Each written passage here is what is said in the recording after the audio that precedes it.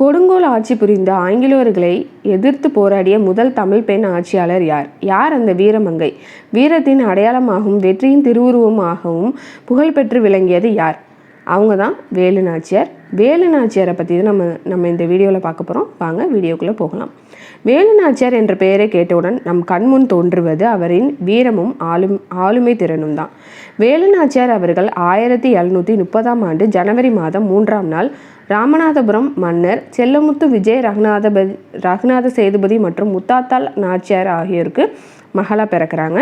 இவங்க சிறு வயதிலே தற்காப்பு கலைகளை ரொம்ப ஆர்வமாக கற்றுக்கிறாங்க. வாள் பயிற்சி, சிலம்பாட்டம், குதிரையேற்றம், வில்வித்தை என அனைத்து போர்க்கலைகளையுமே கற்றுக்கிறாங்க. தமிழ் மொழி மட்டும் அல்லாது ஆங்கிலம், பிரெஞ்சு, உருது, கன்னடம், தெலுங்கு, மலையாளம் போன்ற பல மொழிகளை இவங்க கற்றுக்கிறாங்க. அது மட்டும் இல்லாமல் இவங்க கல்வி அறிவிலையும் சிறந்து விளங்குறாங்க. மன்னர் செல்லமுத்து விஜய ரகுநாத சேதுபதி வேலு நாச்சியாரை ஒரு ஆண் மகனை போல தான் வளர்த்துட்டு வராங்க. அதனால் இவங்களோட வீரமும் பல மொழி புலமையும் சிறந்த ஆளுமை திறனும் கொண்ட ஒரு வீரமங்கையாக திகழ்கிறாங்க வேலு நாச்சியார். 1746ஆம் ஆண்டு சிவகங்கை சீமையின் இளவரசனான முத்து வடுகநாத தேவருக்கு வேலு நாச்சியாருக்கும் திருமணம் நடக்குது. இவங்களுக்கு ஒரு பெண் குழந்தையும் பிறக்குது. அந்த பெண் குழந்தையோட பேர் வெள்ளச்சி. இப்போ 1750ஆம் ஆண்டு சிவகங்கை சீமையின் மன்னர் ஆகிறாங்க முத்து வடுகநாத தேவர்.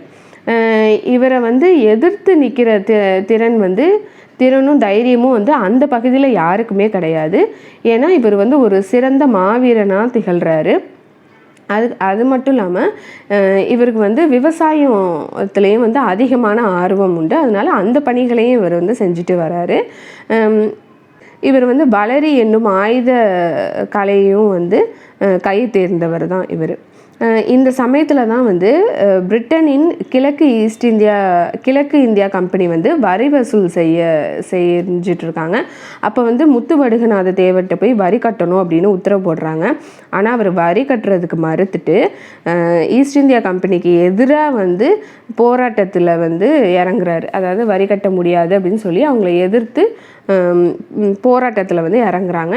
இந்த போராட்டத்தில் கண்டிப்பாக ஜெனரல் ஜோசப் ஸ்மித் ஜெயிக்க முடியாது, இவரை எதிர்த்து நம்மளால் போட்டி போட்டு நம்மளால் ஜெயிக்க முடியாது அப்படின்னு சொல்லிட்டு இந்த ஜெனரல் ஜோசப் ஸ்மித்துங்கிறவர் குறுக்கு வழியில் முத்து வடுகநாத தேவரை கொலை செஞ்சு சிவகங்கையை பிடிக்கிறாங்க. இதை பார்த்து வேலு நாச்சியார் அதிர்ச்சிக்கு உள்ளாகிறாங்க.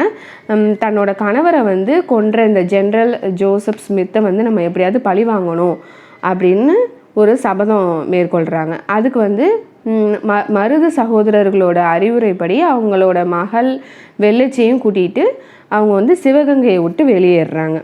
இப்போ திண்டுக்கல்லில் உள்ள பாளையங்களில் ஒன்று தான் விருப்பாட்சி. அந்த பாளையத்தை ஆட்சி செய்தது யாருன்னா கோபால நாயக்கர்.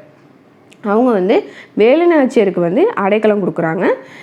இப்போ விருப்பாட்சியில் தங்கி இருந்துக்கிட்டே மைசூர் ஆண்டு வந்த ஹைதர் அலிகிட்ட உதவி கேட்டு ஒரு கடிதம் எழுதுகிறாங்க. ஹைதர் அலிக்கும் வேலு நாச்சியாரோட வீரத்தை பற்றி அவங்களுக்கு முன்னாடியே தெரியுது. அதனால் வேலு நாச்சியாருக்கு குதிரைகள், போர் வீரர்கள், பீரங்கிகள் என எல்லாத்தையுமே அவங்களுக்கு கொடுத்து உதவுறாரு ஹைதர் அலி. திறமையான வீரர்கள் மற்றும் படைகளை பெற்ற இந்த வேலு நாச்சியார் ஒரு 8 ஆண்டுகள் கழித்து 1780ஆம் ஆண்டு திண்டுக்கல் சீமையிலிருந்து தன்னோட படையோட மாவீரர்கள் மருது சகோதரர்கள் துணையோட சிவகங்கையை நோக்கி இவங்க புறப்படுறாங்க.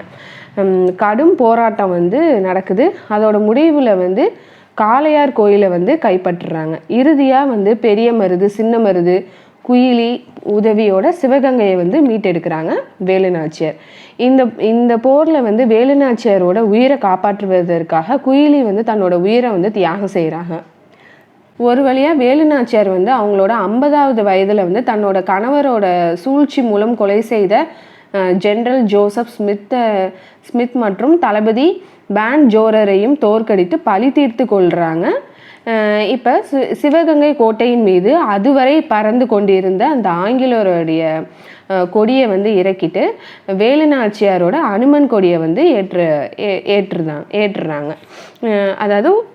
அதாவது ஒரு பெண்ணாக பல போராட்டங்களை சந்தித்து ஆங்கிலேயர்களை வந்து விரட்டி அடித்து சிவகங்கையை வந்து மீட்டெடுத்த ஒரு வீர மங்கையாக வந்து வேலு நாச்சியார் வந்து திகழ்கிறாங்க.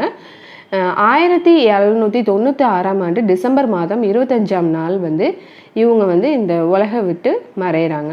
இந்திய அரசாங்கம் வந்து வேலு நாச்சியாரோட தியாகத்தையும் வீரத்தையும் மரியாதை செய்யும் வண்ணமாக 2008ஆம் ஆண்டு டிசம்பர் மாதம் 31ஆம் நாள் வந்து நினைவு தபால் தலையை வந்து வெளியிடுது. இதுதான் வேலு நாச்சியாரோட வரலாறு.